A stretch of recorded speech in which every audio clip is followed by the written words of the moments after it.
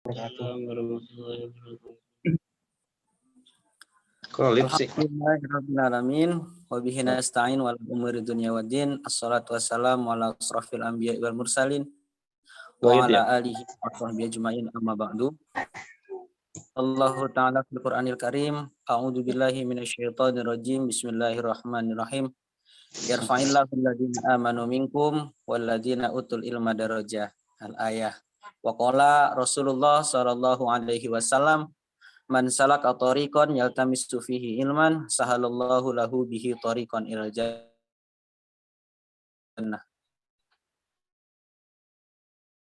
Amma ba'diyakan Ustadzuna Roni Ruslan selaku pimpinan pesantren karyawan dan profesi Darussalam sekaligus pengasuh majelis virtual Darussalam. Yang terhormat asatid wa ustadzat dan santri dan santriwati majelis virtual Darussalam yang sudah hadir di ruang Zoom ini. Mari pertama-tama marilah kita panjatkan puja dan puji syukur kita kehadirat Allah Subhanahu wa taala, yang dimana Allah Subhanahu wa taala telah memberikan kepada kita kenikmatan iman, Islam, kesehatan jasmani dan rohani, sehingga pada malam hari kali ini kita bisa berkumpul bertatap muka secara virtual di ruang Zoom ini, yang insya Allah kita sama-sama akan mengkaji salah satu kitab dari karangan Syekh Nawawi Al-Bantani, yaitu kitab Nasoihul Ibad. Shalawat beserta salam marilah kita curahkan kepada junjungan Nabi besar kita, Nabi Muhammad Sallallahu Alaihi Wasallam. Semoga kelak kita nanti bisa mendapatkan syafaatul uzma pada hari akhir nanti. Amin amin ya rabbal alamin. Para santri dan santriwati majelis virtual Darussalam, malam hari kali ini adalah malam perdana kita bertemu dalam salah satu ruang Zoom ini ya, yang insya Allah nanti kita sama-sama akan mendengarkan kutipan-kutipan dari kitab Nasoihul Ibad yang akan disampaikan oleh Ustadz kita, Ustadz Roni Ruslan. Sebelum kita memasuki ke forum kajian, izinkan memperkenalkan diri. Nama saya Imam Nakhoy, yang insya Allah pada malam hari kali ini akan menemani teman-teman semua dalam proses berjalannya kajian malam hari kali ini. Sedikit pengertian dari majelis virtual Darussalam. Dibentuknya majelis virtual Darussalam ini yaitu karena kondisi yang sekarang ini, di mana teman-teman yang ingin mengkaji Islam yaitu ditakutkan dengan salah satu yang sekarang masih kita sama-sama takut, yaitu virus corona. Ada yang takut dan ada juga yang tidak takut gitu kan. Cuman mau hadir ke forum kajian ada halangan, entah itu pembatasan, PPKM atau yang lainnya gitu.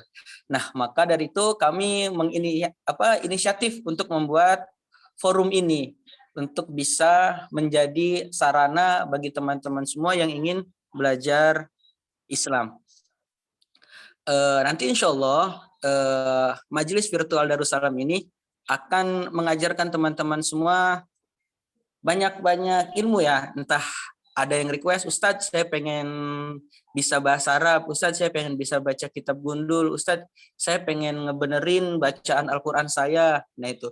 Cuman karena tadi keterbatasan ingin hadir ke dalam forum kajian, akan tetapi ada larangan, misal yang dari pabrik dilarang berkumpul karena pulang kerja harus langsung pulang ke rumah, tidak boleh mampir kemana-mana. Begitu juga teman-teman yang lain. Nah, insya Allah majelis ini akan kita bentuk semaksimal mungkin untuk bisa menjadi sarana teman-teman semua untuk mengkaji Islam. Ya, nanti insya Allah kita datangkan ustadz-ustadz yang ahli dalam bidangnya. Nah, akan tetapi untuk pembukaan majelis ini, insya Allah pertama kita akan mengkaji kitab Nasoihul Ibad dulu. Tanpa panjang lebar, karena Ustadz Roni Ruslan udah bergabung bersama kita, waktu dan tempat kami persilahkan.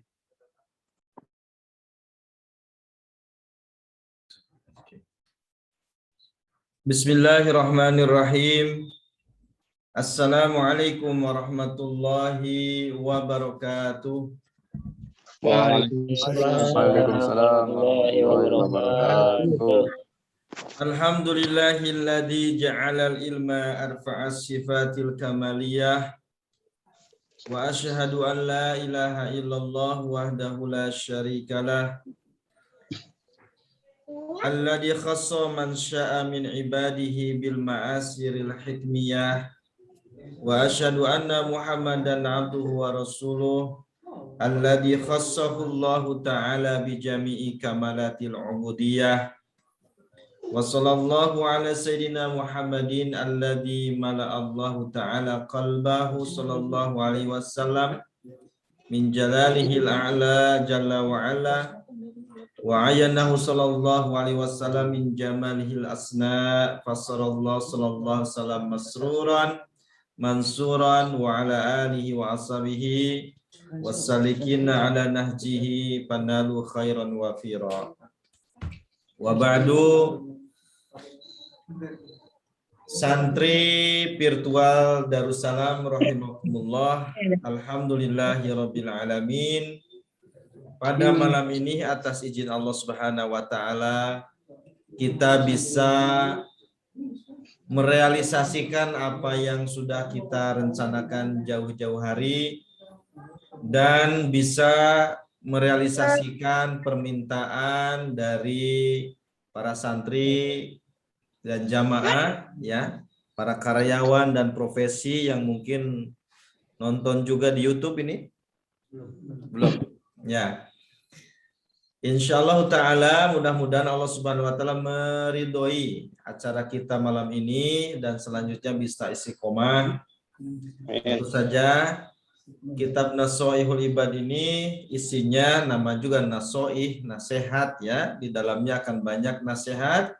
Buku ini merupakan penjelasan syarah dari Syekh Imam Nawawi atas kitab karangan Ibnu Hajar Al-Asqalani, yaitu penjelasan tentang lafaz-lafaz dalam rangka mempersiapkan bekal sebelum kematian. Nah, ini jadi ini isi kitab ini intinya adalah bagaimana kita harus bersikap dalam rangka mempersiapkan kematian, ya, kehidupan yang bahagia setelah mati. Namun tentu saja sebelum kita masuk kepada pembahasan kitab, diskusi demi diskusi, Al-Fakir pengen menyampaikan dulu tentang beberapa adab di dalam kita mencari ilmu, terutama kita sebagai santri, ya. Pertama, di dalam kitab Adabul Alim atau Tazkiratus Sami dijelaskan tentang adab seorang tolib, ya, pencari ilmu, santri kita semuanya. Pertama, mencari ilmu harus diniatkan lillahi ta'ala, mencari keridhaan Allah Subhanahu wa ta'ala. Jadi bukan untuk pintar-pintaran, bukan untuk supaya disebut intelektual dan lain sebagainya. Kita mencari ilmu dalam rangka mencari keridhaan Allah Subhanahu wa taala. Inilah tujuan kita, agar Allah ridho pada kita semuanya. Yang keduanya, seorang penuntut ilmu itu niat bahwa kita mencari ilmu itu untuk apa? Untuk izalatu jahli an-nafsi, ya, menghilangkan kebodohan pada diri kita. Jadi supaya kita tidak bodoh, karena orang bodoh dalam ilmu agama itu sangat tercela. Kenapa harus belajar? Karena asal kita sebagai manusia itu memang tidak tahu apa-apa. Allah Subhanahu wa taala menjelaskan, a'udzubillahi minasyaitonirrajim. Wallahu akhrajakum min butuni ummahatikum la ta'lamuna syai'an. Allah mengeluarkan kalian dari perut atau rahim ibu kalian dalam keadaan tidak tahu apa-apa. Kita semuanya terlahir dalam keadaan tidak tahu apa-apa. Ya, sehingga thalabul ilmi ini dimaksudkan untuk menghilangkan kebodohan diri kita, agar mengetahui halal haram, agar mengetahui, memahami petunjuk Allah dan Rasulnya. Tadi disebutkan man salaka tariqan yaltamisu bihi ilman sahalallahu bihi tariqan ilal jannah. Siapa yang menempuh satu jalan untuk mencari ilmu, maka Allah mudahkan jalan bagi dia menuju surga. Jadi dengan tolabul ilmi ini, insya Allah kita akan mengerti jalan ke surga itu ke sebelah mana. Ya, orang berilmu itu apa yang dilakukannya insya Allah akan jadi ibadah. Dia mencari, melihat duri di jalan. Ya, duri itu akan mengganggu orang yang lewat, bisa membuat orang celaka. Orang berilmu, dia akan memindahkan duri itu, menjauhkan dari jalan supaya orang selamat. Nah, ini adalah pintu surga. Kalau sebutkan dalam hadis, ada orang yang kemudian menyingkirkan ranting yang menghalangi jalan, maka Allah janjikan surga bagi dia. Jadi amal yang kecil karena pakai ilmu itu menjadi berpahala. Ya gitu, karena pakai ilmu. Ya. Oleh karena itu niat yang kedua menghilangkan kebodohan diri sendiri. Yang ketiganya apa? Menghilangkan kebodohan pada orang lain. Ya, setelah kita tahu, maka ilmu yang kita dapat itu harus diajarkan kepada orang lain. Ya, siapa orang lain itu? Yang terdekat dengan kita, istri kita, suami kita, anak-anak kita, adik kita, kakak kita, tetangga kita, teman sekantor, teman kuliah. Harus mengajarkan. Jadi para santri virtual semuanya harus ada niat dalam hati. Nanti kalau sudah punya ilmu dari kajian kita malam ini, berniat untuk mengajarkan kembali kepada saudara kita. Jadi gitu. Jadi jangan soleh sendiri, jangan pinter sendiri, tapi juga bagaimana mengajak saudara kita juga supaya pintar paham agama. Jadi nggak boleh ya belajar itu hanya untuk sendiri. Ya, kata Rasulullah apa? Baligu ani walau ayatan. Sampaikan dariku meskipun satu ayat. Jadi ada kewajiban kita menyampaikan. Rasul berpesan, hendaknya orang yang hadir menyampaikan kepada yang tidak hadir. Terkadang ilmu ini dibawa oleh seseorang kepada orang yang lebih paham. Nah, daripada yang membawanya. Terkadang seperti itu. Ya, jarang para besar merasa tersentuh hatinya dengan perilaku baik seorang awam. Ya, itu banyak seperti itu. Misalnya dalam kisah itu ada seorang ulama, Imam Ahmad kalau tidak salah, beliau melihat seorang anak kecil sedang bermain bermain itu bakiak kalau di kita ya, semacam bakiak. Nah, Syekh Imam besar ini berkata kepada anak itu, "Nak, hati-hati nanti kamu keseleo, ya, tergelincir kakinya." Nah, ternyata anak kecil ini malah bilang kepada Syekh yang besar ini, Imam Mazhab ini, "Oh, Anda ini Imam Ahmad yang terkenal itu." "Oh iya, orang bilang begitu," katanya. "Syekh, sesungguhnya tergelincirnya kakiku ini tidak lebih bahaya daripada tergelincirnya lisan seorang alim." Ya gitu ya. Anda itu ulama besar.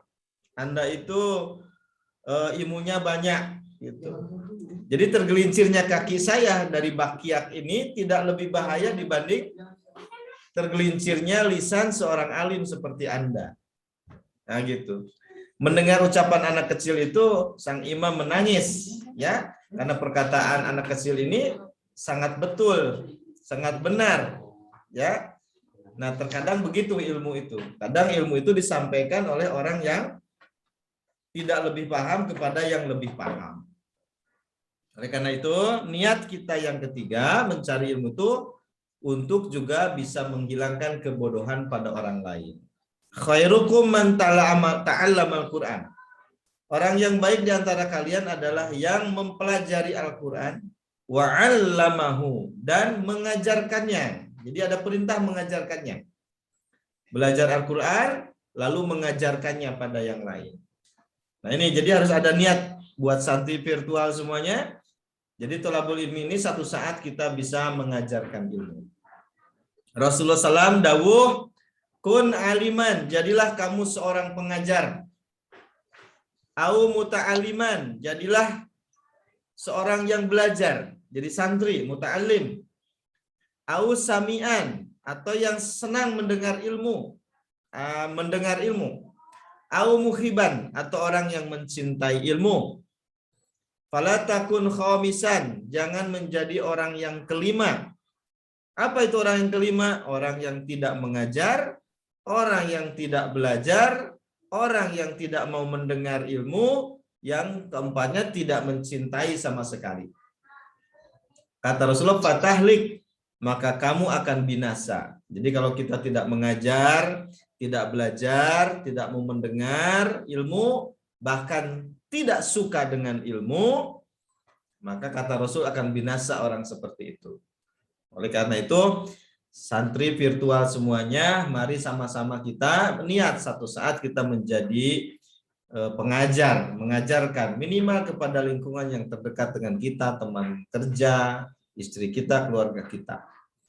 Sebaik-baiknya belajar adalah mengajar. Sebaik-baiknya belajar adalah mengajar. Ya, Rasulullah SAW sejak beliau diutus jadi nabi pada usia 40 tahun, hingga akhir hayatnya tidak meninggalkan mengajar. Beliau setiap hari, setiap waktu mengajar para sahabat, mengajar siapa saja yang bertanya tentang Islam kepada beliau Shallallahu Alaihi Wasallam. Jadi jamaah virtual, santri virtual semuanya niatkan satu saat, bahkan mulai besok harus menjadi pengajar. Bagi anak kita, bagi istri kita, bagi suami kita, saudara kita, teman kerja kita. Ya, jadilah pengajar. Nah, sebaik-baiknya belajar adalah mengajar. Ya, dengan mengajar kita akan belajar. Yang keempatnya, niat kita itu apa? Thalabul ilmi itu. Niatnya di dalam kitab Tadhkiratus Sami disebutkan agar kita bisa menolong syariah. Menolong syariah. Menolong syariah itu gimana? Maksudnya bisa kita melaksanakan amar ma'ruf nahi munkar. Jadi orang berilmu. Nah, di dalam kitab itu diberikan sebuah contoh. Misalnya begini. Kalau ada perpustakaan, di dalamnya terdapat berjuta-juta kitab fikih, di dalamnya dimuat tentang hukum-hukum, mana yang halal, mana yang haram. Tiba-tiba ada orang masuk ke perpustakaan itu, lalu dia berbuat maksiat. Dia berbuat maksiat di dalam perpustakaan itu. Apakah buku yang jumlahnya jutaan di dalam perpustakaan itu bisa mencegah perbuatan maksiat orang tersebut? Nah, jawabannya tentu saja tidak. Mengapa? Karena buku itu adalah benda mati. Lalu siapa yang bisa mencegah orang tersebut dari berbuat dosa di dalam perpustakaan? Adalah orang yang belajar, adalah santri, adalah murid. Nah, kita semuanya yang belajar itu harus menolong syariah, artinya melakukan amar ma'ruf nahi munkar, meluruskan yang bengkok, yang tidak sesuai dengan ajaran Islam. Itu jadi kepada santri semua yang mengaji malam ini harus ada niat itu dalam hati. Mengapa? Karena sehebat apapun kitab karangan ulama yang terdapat di perpustakaan, yang di dalamnya memuat hukum-hukum, kitab itu tidak bisa mencegah manusia dari kemaksiatan. Tidak bisa mencegah manusia dari kemungkaran. Dan tidak bisa memerintahkan manusia kepada yang ma'ruf. Ya, yang bisa itu siapa? Santri. Yang biasa itu siapa? Alim, ulama, ustadz, kiai yang mereka belajar membaca dan memahami kitab tersebut. Oleh karena itu, jangan sampai kemudian tidak ada niat dalam hati kita, mempelajari ilmu itu hanya sekedar nambah wawasan aja, ya. Jadi itu santri virtual yang dirahmati Allah Subhanahu wa taala. Sebelum kita melangkah kepada kajian kitab Nasul Ibad, hendaknya dicatat bahwa pertama, adab-adaban kita seorang santri yang belajar. Satu, kita niatkan belajar itu mencari keridhaan Allah Subhanahu wa taala. Ikhlas, ya. Orang ikhlas itu tandanya apa? Orang ikhlas itu cirinya apa? Dia rela berkorban untuk melakukan ketaatan. Nah, itu mau dicatat tuh. Ya. Jadi prakteknya apa? Orang yang ikhlas ingin mengharap ridho Allah itu cirinya apa? Rela berkorban dalam melakukan ketaatan. Contohnya gimana? Sholat subuh misalnya, ya. Kita ada yang mungkin di sini di antara santri ada yang kerjanya shift 2. Ya, jam 3 sore masuk kerja nih, kayak Pak Ujang nih mungkin dulu, ya. Pak Ujang, Pak Isa nih saya lihat ada di sini nih, ya. Nah, mungkin masuknya sore, pulang nanti malam jam 12, kadang jam 1 sampai rumah, gitu ya, capek, nggak bisa langsung tidur. Nah, kemudian baru tidur sudah adzan subuh, ya, capek, ngantuk, lelah. Tapi karena ikhlas, mukhlishina lahuddin, ikhlas di dalam beragama, ingin ridho Allah, capeknya dilawan, ngantuknya dilawan, bangun, ambil air wudhu, berangkat ke masjid. Nah, ini ciri orang ikhlas itu apa? Rela berkorban di dalam ketaatan. Ya, di antara jamaah santri virtual ini kerja malam, ya, kadang hujan, kadang panas, tapi ada di benaknya ada perintah Allah memberikan nafkah kepada keluarga, kepada orang-orang yang ditanggungnya. Nah, meskipun sakit, flu gitu ya, lelah, malas, hoream kata orang Sunda gitu, dia paksakan untuk berangkat karena ingin mencari keridhaan Allah. Kayak gitu. Jadi ciri orang yang ikhlas itu apa? Rela berkorban. Nah, ini sekarang malam ini nih, rela berkorban nih santri semua. Kuotanya, ya kan? Gitu. Demi ilmu. Ada kuotanya, kemudian gitu ya. Kuotanya pakai kuota enggak, Ustadz Ujang nih? Iya. Ya, ciri orang berikhlas itu ya berkorban di dalam taat. Jadi kuotanya, waktunya, mungkin ada acara yang rame-rame di televisi, tapi kita tinggalkan demi mendapat ilmu. Nah, itu ciri orang ikhlas itu apa? Berkorban di dalam taat. Ya, Kanjeng Nabi Muhammad SAW itu sudah hidup enak bersama istrinya, bersama Siti Khadijah. Siti Khadijah Ummul Mukminin ini pengusaha sukses. Kanjeng Nabi juga pengusaha sukses. Sebelum jadi Nabi beliau marketing yang hebat gitu ya. Karena menjualkan barang-barangnya milik Siti Khadijah. Sukses bisnisnya. Bahkan menikah dengan Siti Khadijah, sang janda kaya raya. Tapi ternyata usia 40 tahun diperintah oleh Allah untuk menyampaikan risalah Islam. Dan di dalam rangka menyampaikan itu beliau mengalami banyak tantangan dakwah, ya, dari mulai cibiran, hinaan, sampai pemboikotan. Nah, beliau rela jalani. Kenapa? Tadi ikhlas demi menerangkan keridhaan Gusti Allah. Jadi ciri orang ikhlas itu apa? Rela berkorban di dalam melaksanakan ketaatan. Nah, itu. Anaknya punya anak, pengen jadi ulama, dikirim ke pesantren, harus terpisah, harus jauh, ya, menahan kerinduan, gitu, menghilangkan kumpulan sejenak untuk berpisah supaya anak kita nanti dapat ilmu yang bermanfaat, bisa mendoakan kita saat meninggal. Itu pengorbanan. Kalau bukan karena Allah, buat apa? Ya, itulah orang ikhlas. Ngirim anaknya ke pesantren harus jauh.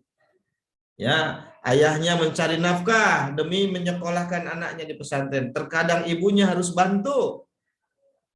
Itulah subhanallah, itulah ikhlas ya. Ikhlas cirinya adalah berkorban di dalam ketaatan. Baik, ya, berikutnya ingin saya sampaikan juga nasihat dari Imam Asy-Syafi'i terkait syarat mendapatkan ilmu. Ya, syarat mendapatkan ilmu. Kata beliau, "Akhi, wahai saudaraku, lan tanalal ilma illa bisittatin." Engkau tidak akan pernah mendapatkan ilmu kecuali dengan 6 syarat. Nah, dengan 6 syarat. Jadi kita kalau pengen dapat ilmu harus ada 6 syarat ini. Ya. Pertama apa? Zakaun. Cerdas, harus cerdas. Ya, harus cerdas. Lemarinya berubah. Cerdas, harus cerdas. Ya, gimana cerdas itu? Ya. Kalau masalah Allah bedakan, anugerahkan kepada manusia itu kecerdasan yang berbeda-beda. Tapi bukan berarti kita tidak bisa cerdas. Ya. Orang yang cerdas itu selalu berusaha mencari cara untuk mencapai apa yang dimaksud. Ya, misalnya kita ini agak susah menghafal kalau cuma 2 kali baca. Orang lain 2 kali baca langsung bisa, kita ndak bisa. Maka dia akan berusaha kemudian mencari cara bagaimana ya, mencari cara untuk bisa mendengarkan rekaman, bisa merekam suara narasumber, bisa bertanya kepada temannya, bisa melakukan tulisan dan macam-macam. Kalau dulu ada saya bersama teman-teman santri dulu waktu mondok belajar bahasa Arab, bahasa Inggris itu supaya bisa menghafal kosakata itu biasanya ditulis di karton lalu ditempelkan di lemari ya, sehingga setiap kita buka lemari baju kita sudah baca tulisan itu. Ya, akhirnya tidak terasa hafal tiap hari begitu. Ya. Yang kedua apa? Istihadun. Sungguh-sungguh. Ya, sungguh-sungguh. Jangan selewat-selewat. Jadi sungguh-sungguh itu harus terjadwal, harus dijadwalkan, disisihkan waktunya. Kalau butuh tempat, kalau kita misalnya susah belajarnya kalau ribut rame, ya cari tempat yang kemudian bisa kita belajar. Namanya sungguh-sungguh mengkondisikan tempat, mengkondisikan suasana, memfokuskan diri. Belajar pakai HP, baca buku tapi sambil pegang HP, biasanya itu nggak baca-baca itu. Ya, itu berarti nggak serius itu. Ya, nggak serius. Itu HP-nya bunyi sedikit, bukunya ditinggalin, HP lagi, pegang lagi. Nah, gitu. Baru buka, pegang HP-nya bunyi, pegang lagi. Itu nggak serius itu. Ya. Harusnya nggak bisa, Ustaz. Ya. Harusnya belum diganti tadi gara-gara kemudian yang ketiganya apa? Hirsun. Nah, hirsun ya. Hirsun harus tamak. Nah, tamak atau enggak tamak? Rakus. Rakus dengan ilmu tuh boleh. Ya, harus rakus. Rakus dengan ilmu, harus rakus dengan ilmu ya. Kok orang lain sudah bisa, aku belum bisa nih. Nah, jadi ada keinginan yang kuat untuk bisa menguasai satu bidang ilmu atau menguasai satu bab ilmu dari buku yang kita baca misalnya. Jadi ada ketamakan untuk mengetahui, ya. Kemudian berikutnya apa? Mablagun, ya, mablagun. Kata sapi apa? Mablag. Mablag itu apa? Harta, ya, mal, harta. Nah, contohnya malam ini para santri virtual sudah menyisihkan hartanya untuk mengikuti kajian malam ini, membeli kuota, gitu ya, membeli kuota. Nah, itu harta. Beli pulpen, beli kertas, bahkan mungkin ada yang mendadak beli laptop, nah gitu, beli HP baru. Nah, ingin mendapat ilmu. Jadi dengan harta, ya, santri kita, misalnya kita punya anak di pesantren kan, ada hartanya yang kita keluarkan, gitu, ada hartanya. Sedikit apapun pasti dia membutuhkan harta.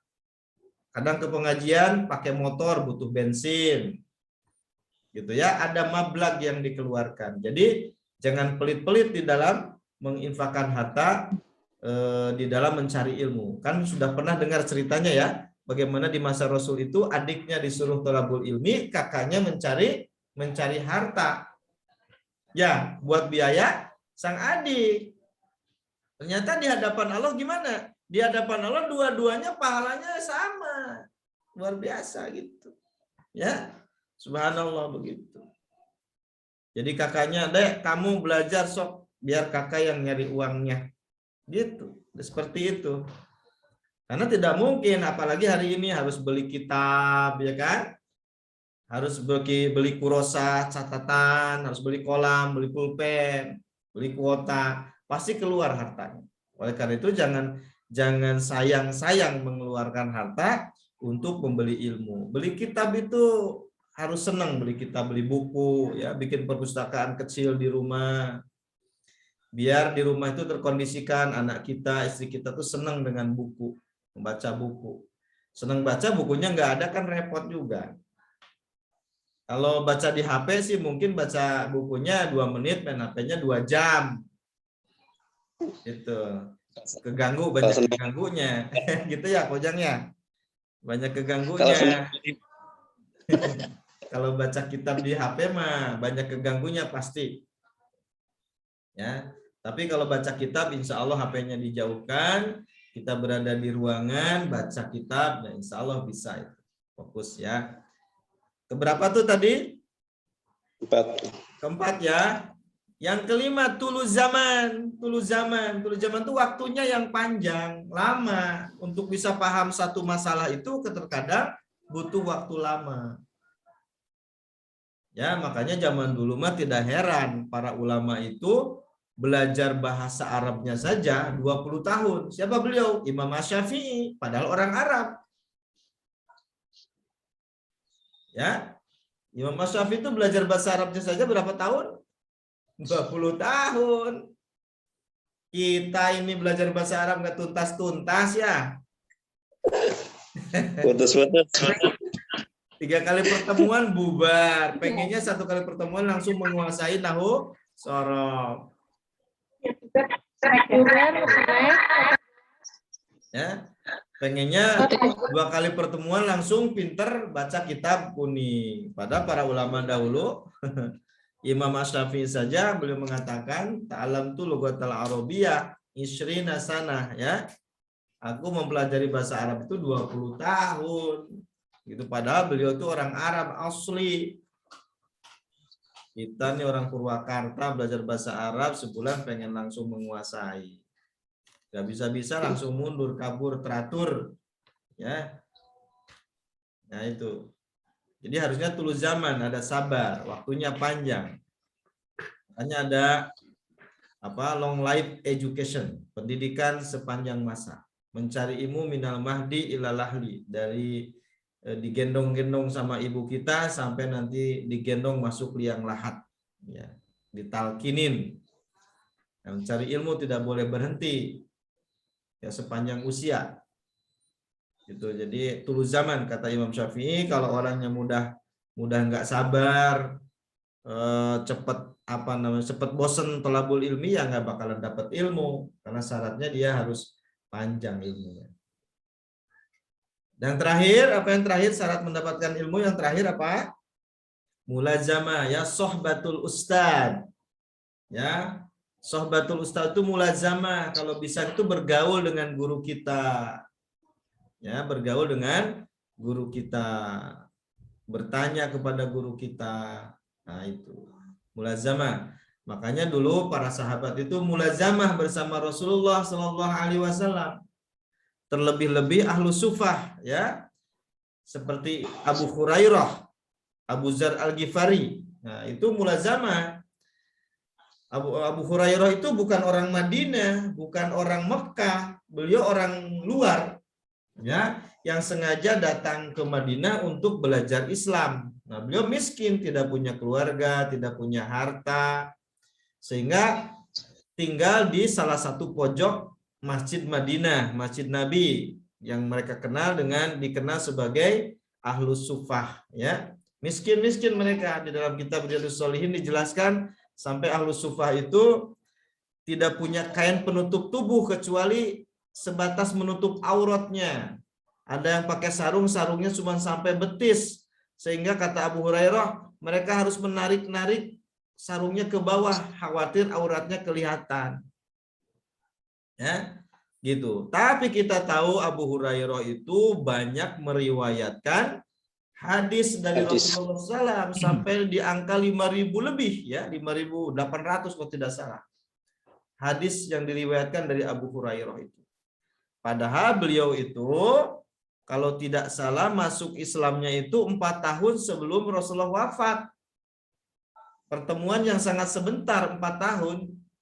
Tapi hadis beliau itu lebih banyak dibanding sahabat yang lain seperti Ali bin Abi Thalib misalnya. Atau Hubab ibnu Al-Aras itu 3.000 hadis, ya, lebih sedikit. Padahal Hubab Al-Aras itu masuk Islam sejak di Mekah. Bedanya apa? Karena tadi bedanya kalau Abu Hurairah karena beliau tinggal di Masjid Nabawi 24 jam, ya, bertemu Rasul, mulazamah bersama Rasul, menyertai Rasul, maka riwayat hadisnya paling banyak. Gitu ya. Oleh karena itu bergaullah dengan ustadz, dengan guru yang ingin kita ambil ilmunya. Itu kata Imam Asy-Syafi'i, nasihat kepada siapapun yang mau mencari ilmu. Nah, baru dengan 6 syarat itu, insya Allah Ta'ala kita akan mendapatkan ilmu yang kita inginkan.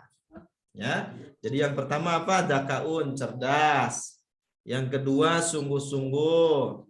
Yang ketiga, harus tamak. Tamak, jangan harta saja yang tamak. Ya, kalau tamak dalam harta itu tidak baik, bisa menghalalkan segala cara.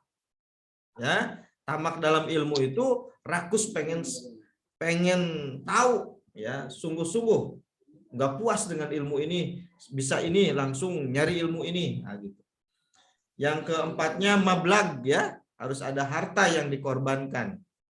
Kemudian tulus zaman, waktunya panjang sehingga butuh kesabaran dalam menguasai sebuah ilmu. Ya, ini lagi seneng bahasa Arab, sabar, kunci sabar dulu. Jangan seminggu bubar, sebulan bubar, ya kapan bisanya kayak begitu. Nanti sudah setahun muncul lagi keinginan belajar bahasa Arab lagi, belajar lagi, sebulan bubar lagi, ya gimana, nggak sabaran. Makanya pantas nggak dapat ilmunya, ya. Jadi harus dulu zaman. Berikutnya bergaul dengan gurunya, dengan ustadznya, namanya mulazamah, bersahabat. Bahkan di kalangan santri dulu mah ada khidmat ke kiai, ya. Kiainya kemana, dia khidmat, dilayani. Nah, itu adalah keberkahan ilmu, ada mulazamah. Karena dalam mulazamah itu seorang murid tidak sekedar menerima ilmu lisan, tapi melihat perilaku sang guru, ya. Melihat perilaku sang guru dari dekat. Nah, gitu. Dia adanya mulazamah, melihat perilaku sang guru. Dan bahkan dulu para ulama itu kan sering mengirim putranya kepada ulama yang lain yang biasanya levelnya di bawah beliau. Ya, misalnya ada ulama A, ini ulama besar, punya anak laki-laki mau dikader jadi ulama. Nah, ini dikirim ke muridnya ulama ini ke B gitu. Nah, dianterin nih ke ulama ini. Lalu dibilangkan, ini aku titipkan anakku padamu, ya.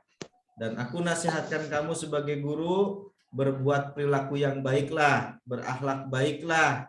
Mengapa? Karena anakku akan melihat apa yang kamu lakukan. Gitu. Jadi nasihatin gurunya dulu tuh sama kiainya. Ya, karena apa yang dilihat itu akan lebih diturut sama muridnya. Gitu. Sehingga ada ibarah dari bahasa Arab itu, lisanul hal afsahu min lisanil maqal. Bahasa perbuatan itu lebih fasih daripada bahasa ucapan. Jadi ini juga yang bagi orang tua yang sudah punya anak, jangan nyerocos terus lidahnya, lisannya terus ngenasehatin, sementara sikapnya tidak memberikan contoh. Padahal anak-anak itu lebih melihat pada yang dilakukan daripada yang diucapkan. Begitu kata para ulama. Ya, baik itu beberapa poin mukodimah. Yang pertama tentang adab-adaban kita mencari ilmu, ikhlas lillahi ta'ala untuk mendapatkan keridhaan Allah. 2, menghilangkan kebodohan pada diri kita. 3, menghilangkan kebodohan pada diri orang lain. Yang keempatnya kita bisa menolong syariah, bisa beramar ma'ruf nahi munkar. Terus yang kedua, nasihat dari Imam Asy-Syafi'i tentang engkau tidak akan bisa menerima ilmu, mendapat ilmu kecuali memenuhi 6 syarat tadi. Nah, mudah-mudahan ini mukadimah ini bisa bermanfaat buat para santri virtual pada malam ini untuk menapaki hari-hari berikutnya dalam rangka mencari ilmu. Mungkin sementara itu dulu mukadimahnya, begitu Ustadz Nahwai? Nah, Ustadz.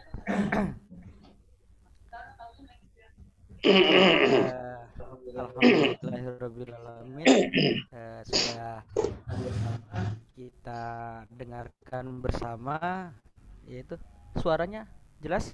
Jelas. Ya, mukadimah mukadimah kajian kita malam hari kali ini sebelum masuk ke kitab Nasoihul Ibad. Oke, mungkin ditanyakan, dipersilahkan.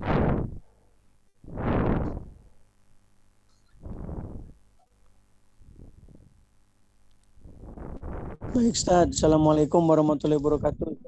Waalaikumsalam warahmatullahi wabarakatuh. Izin memperkenalkan diri Ustaz. Saya Muharram dari Bekasi Ustaz. Ingin bertanya Ustaz. Mangga Ustaz, jauh banget dari Bekasi. Ini mengenai masalah adab Ustaz.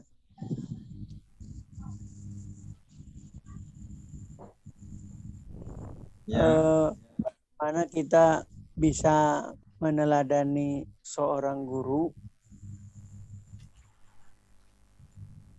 akan tetapi guru tersebut tidak bisa memberikan contoh yang baik. Itu pertanyaan pertama Ustadz. Pertanyaan kedua, apa bedanya mendidik sama mengajar Ustadz? Karena yang saya lihat, dua pertanyaan itu saya alami dalam kehidupan sehari-hari, khususnya ketika mengantar jemput anak sekolah Ustadz. Terima kasih Ustadz, mohon maaf sebelumnya. Assalamualaikum warahmatullahi wabarakatuh. Waalaikumsalam warahmatullahi wabarakatuh. Baik. Pada Mas Aah, santri virtual kita jauh dari Bekasi. Alhamdulillah, terima kasih bisa bergabung di kajian Darussalam online. Semoga ini menjadi mempererat persaudaraan kita dengan orang Bekasi. Ya, di dalam Islam mengajarkan ilmu itu harus niat diamalkan. Jadi target dari ilmu itu adalah amal. Jadi kita punya guru, itu berguru itu supaya bisa beramal. Ketika kita punya mazhab misalnya, tujuannya apa kita bermazhab itu? Agar kita mengetahui ilmu dan beramal dengan ilmu tersebut. Jadi tujuan daripada kita mencari ilmu itu agar kita bisa beramal. Jadi bukan ilmu itu bukan sekedar informasi yang memuaskan intelektual kita saja tanpa amal. Bahkan di kalangan para ahli hikmah itu kalau ilmunya banyak tapi amalnya minim, itu ilmu yang ada di dada itu teriak-teriak memanggil ainal amal, ainal amal, ainal amal, mana amalnya, mana amalnya, mana amalnya, ya. Oleh karena itu tidak sekedar mentransfer ilmu pengetahuan, tapi harus ada usaha keras mendorong para santri, para murid yang belajar itu merealisasikan keilmuan yang sudah dimilikinya. Nah, itu didorong. Makanya biasanya di pesantren, kalau di pesantren itu kehidupan pesantren itu kehidupan amal. Ya, ketika ustadznya menjelaskan tentang keutamaan sholat berjamaah, maka di pesantren itu sholat berjamaah prakteknya gitu. Ya, prakteknya sholat berjamaah. Kemudian kalimat pendidikan dalam bahasa Arab disebut dengan ta'dib, ya, ta'dib, ya, itu lebih mendalam. Ta'dib itu karena menyangkut dengan tadi contoh dan perilaku dari seorang mu'adib, yaitu yang memberikan pengajaran. Adab dan ilmu, kalau taklim itu ilmu, ta'dib itu kepada sikap, ya. Oleh karena itu dalam bab ini perlu ada ketauladanan. Ya, bagaimana misalnya seringkali kita melihat begini, kadang dari orang tua nih nganter anaknya, putrinya masih TK di PAUD, ya, didandanin pakai kerudung gitu. Mau ngaji madrasah sore-sore, ya kan? Anaknya dikerudungin, pakai tas, pakai jilbab, cakep gitu. Tapi ibu yang nganternya dikolor, pakai motor dikolor gitu. Nah, ini itu namanya nggak ta'dib, ya, nggak mendidik yang begitu. Nanti anaknya mungkin pakai kerudungnya hanya saat kecilnya aja, nanti kalau udah gedenya ikut mamahnya gitu. Mama juga begitu. Nah, seperti itu enggak ta'dib namanya. Atau misalnya orang tuanya ngedidik anaknya, terus ngenasehatin anaknya, dimarahin anaknya main HP, dimarahin. Nah, giliran azan berkumandang, saatnya sholat waktu 5 waktu, dianya masih asik. Nah, itu yang begitu itu Bapak sudah menyampaikan ilmunya kepada anak Bapak sudah tahu tuh ilmu, anak tuh kita sudah tahu ilmunya.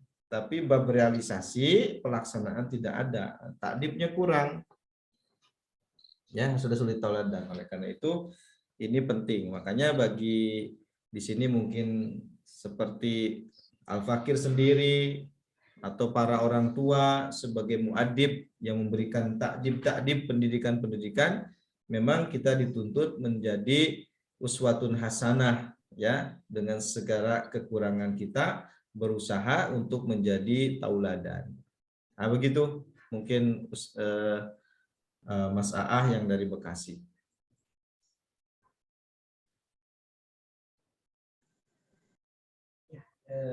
Terima kasih yang sudah bertanya. Mungkin ada lagi yang ingin bertanya.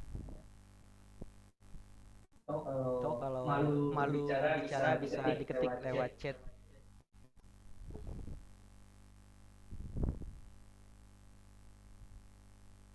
Sampai jam berapa? Kita sampai 21.30.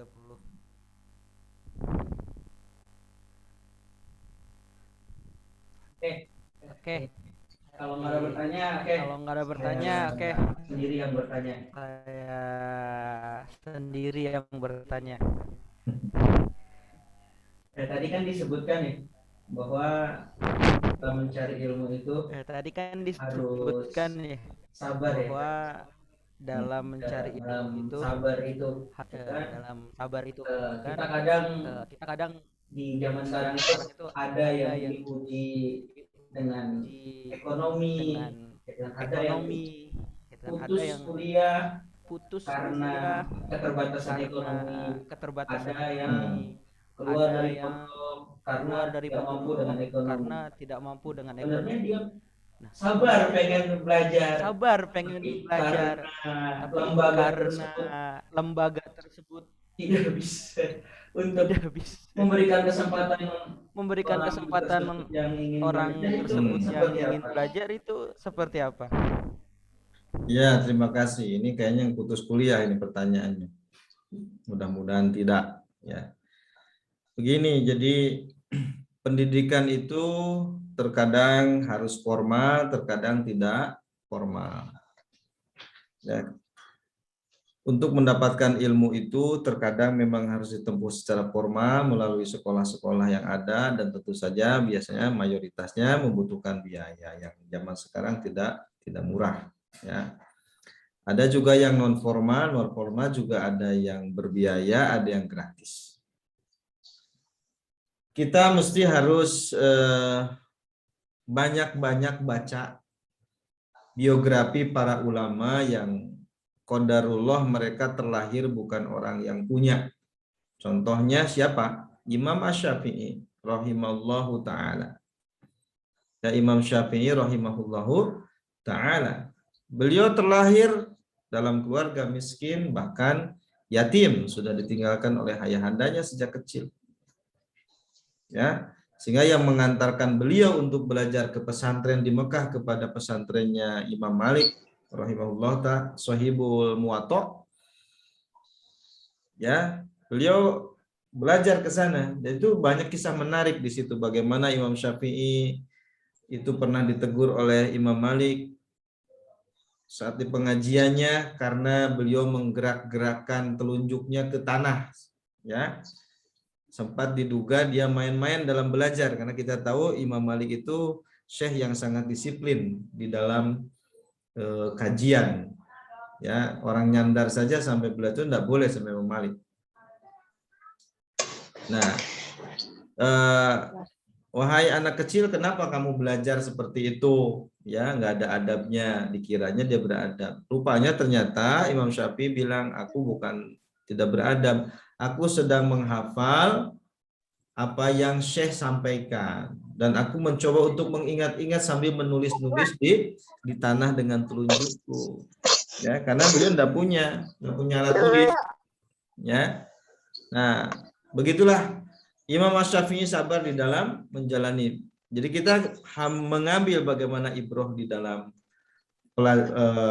perjalanan para ahlul ilmi, ya, yang mereka juga terlahir bukan dalam keadaan yang berkemampuan. Artinya itu menjadi suri tauladan buat kita ketika kita pada upaya mencari ilmu itu dihadapkan kepada persoalan finansial dan lembaga yang memang mengharuskan finansial, ya, dan tidak ada cara lain, ya, maka tidak usah memisahkan diri, tapi tidak berhenti belajar. Kita bisa masih menghadiri kepada para ulama, ya, dengan tetap datang kepada mereka belajar. Betapa banyak orang yang akhirnya menjadi seorang ulama besar di zaman hari ini, ya, tidak pernah mungkin merasakan sekolah formal, katakanlah kuliah sampai tinggi gitu ya, tapi dengan kesungguhannya mencari ilmu, mulazamah dengan syekh-syekh yang ikhlas, mereka akhirnya mendapatkan ilmu, ya gitu. Nah, itu diantara mungkin nasihat, ya. Kalau memang faktanya tidak bisa dipaksakan seperti itu, kita masih tetap mencari ilmu. Nah, tujuan ilmu itu bukan sekedar mendapat gelar begitu, ya. Nah, yang keduanya, kalau sekiranya masih ada usaha, upaya-upaya yang bisa kita lakukan, tidak sedikit hari ini banyak kalangan dermawan yang mereka punya anak asuh, ya, dalam dunia pendidikan. Nah, kita bisa mencari yang seperti itu. Misalnya ada lembaga-lembaga yang seperti itu, ya, membiayai orang-orang yang berprestasi untuk disekolahkan. Saya punya kawan di Bandung. Jadi saya punya kawan di Bandung dari alumni alma mater saya dulu di pesantren.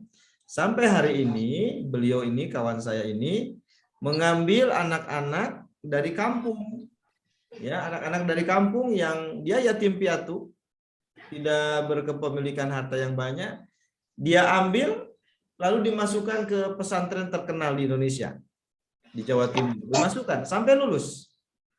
Dia biayai, dan jumlahnya tidak 1 orang, 2 orang, 10 orang, banyak. Dari mana? Bukan uang sendiri. Dia kemudian mengkoordinir para dermawan untuk menyekolahkan anaknya, anak-anak asuh dia itu sampai lulus, ya, bahkan sampai disekolahkan. Artinya mungkin perlu diperhatikan informasi-informasi seperti ini, atau kita sendiri, mungkin santri ini yang di virtual ini, yang mungkin ada bisnismen, ada yang berkelebihan, bisa melakukan peran seperti di masa sahabat tadi itu, yang adiknya disekolahkan, kakaknya mencari nafkah. Peran seperti itu bisa kita lakukan kalau kita punya kemampuan.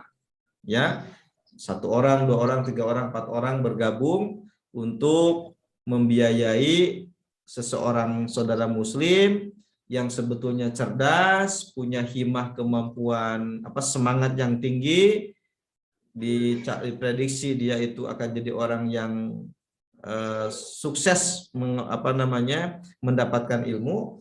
Itu investasi akhirat kita. Sebagaimana masa Rasul tadi itu, yang mencari nafkah dan yang mencari ilmu sama-sama pahalanya di hadapan Allah Subhanahu wa taala. Begitu ya? Nah, kita bisa melakukan seperti itu. Nah, oleh karena itu banyak bagi yang dermawan itu menjadi kesempatan untuk bersedekah jariyah melalui harta dengan menyekolahkan orang-orang yang berkemampuan. Ya, insya Allah pahalanya itu sama dengan jariyah tadi. Setiap nanti kalau anak yang kita biayai itu sampai jadi ulama besar, mereka mengajar umat, maka setiap ilmu yang dia ajarkan kepada umat, maka yang membiayai itu mendapatkan limpahan pahala. Seperti itu, sebagaimana tadi sabda Rasul SAW. Nah gitu mungkin. Jadi bagi yang punya posisi seperti itu bisa melakukan begitu. Ada tetap bisa mulajamah kepada syekh-syekh tertentu. Insya Allah kita akan mendapatkan syekh-syekh yang bisa kita hadir di pengajian-pengajiannya sehingga kita tetap mendapatkan ilmu yang banyak meskipun tadi tidak bergelar doktor, profesor, tapi bisa jadi ilmu usul fikihnya lebih mendalam, Kenapa? Karena mulajamahnya dengan kiai tertentu, syekh tertentu yang mau memberikan ilmunya. Yang keduanya, mencari alternatif. Bisa jadi di antara saudara-saudara yang dermawan tadi, ada yang kemudian mau menginvestasikan, membiayai orang yang cerdas, orang yang pintar, punya semangat, punya ilmu, tapi kurang dari sisi finansial. Itu insya Allah bagi yang membiayainya, pahalanya sama dengan yang belajar itu. Demikian. Terima kasih jawabannya Ustaz. Semoga kita semua diberi kemudahan untuk thalabul ilmi. Amin. Sebelum ditutup, ada sedikit informasi bagi teman-teman. Insya Allah minggu depan kita sudah memasuki kitabnya. Bagi teman-teman yang ingin membeli kitab, link order Shopee-nya sudah saya kirim ya. Karena saya sendiri bukan tukang jual kitab. Jadi bisa order lewat Shopee, contohnya sudah diberikan supaya nanti sama apa yang di-share sama Ustadz kita.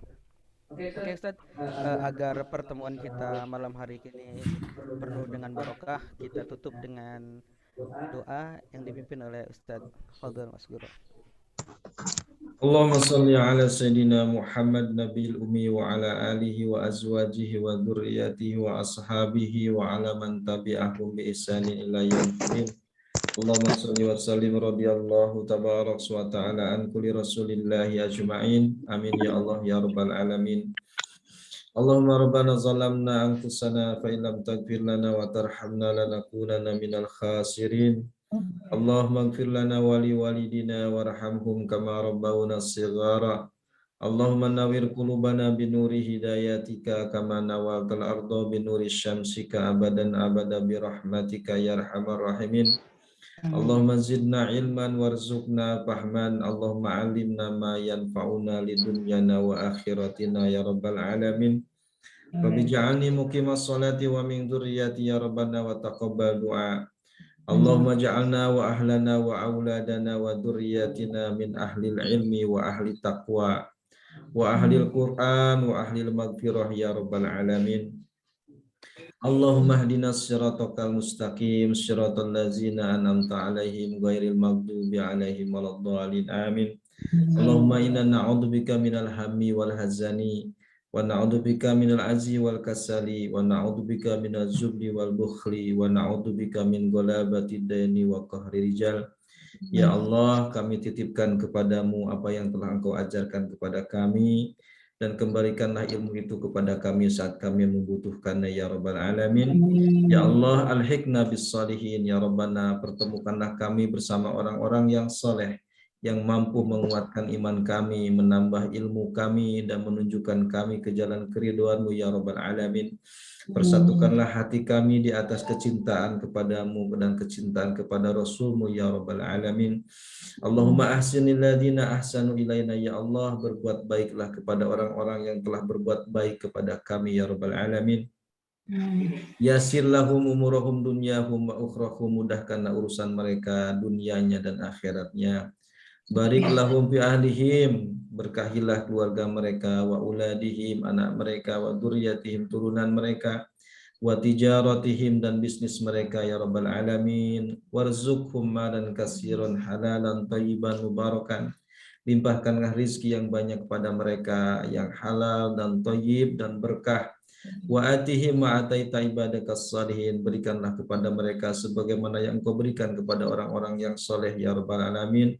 Waj'alhum min ibadikas salihin syakirin, jadikanlah mereka hamba-Mu yang soleh dan bersyukur kepadamu ya Rabbal Alamin. Allahumma inna nas'aluka an tabna lana masjidan ya Allah, bangunkanlah bagi kami masjid dari salam, wasilatan ila ridwanika, menjadi wasilah kepada keridhoanmu, wa izin lil muslimin, dan kemuliaan umat Islam ya Rabbal Alamin. Ya Arhamar Rahimin. Rabbana atina fid dunya hasanah wa fil akhirati hasanah wa qina azabannar. Subhana rabbika rabbil izzati amma yasifun, wa salamun alal mursalin, walhamdulillahi rabbil alamin. Wassalamualaikum warahmatullahi wabarakatuh. Waalaikumsalam warahmatullahi Assalamualaikum warahmatullahi wabarakatuh kepada Ustadz Dinarudin Ruslan yang sudah memberikan ilmunya kepada kita semua. Kita akhiri pertemuan kita malam hari kali ini dengan membaca istighfar, hamdalah, dan kifaratul masjid. Alhamdulillahirabbil alamin, astagfirullahaladzim, subhanakallahumma wa bihamdika, asyhadu an la ilaha illa anta, astaghfiruka wa atubu ilaik. Insyaallah kita akan bertemu lagi di pekan depan. Semoga teman-teman semua diberikan umur yang panjang dan sehat selalu. Amin amin ya rabbal alamin. Saya selaku moderator pada malam hari kali ini mengucapkan mohon maaf apabila ada kesalahan yang sengaja atau tidak sengaja. Billahi taufiq wal hidayah. Assalamualaikum warahmatullahi wabarakatuh. Assalamualaikum warahmatullahi wabarakatuh. Pamit semuanya, Ustaz Ujang, Ibu Eni, Pak Salmin, semuanya. Assalamualaikum warahmatullahi wabarakatuh. Kang Isa. Waalaikumsalam warahmatullahi wabarakatuh. Mudah.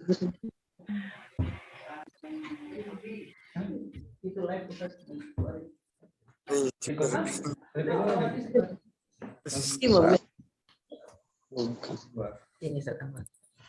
Ada kepala siapa yang nongol dari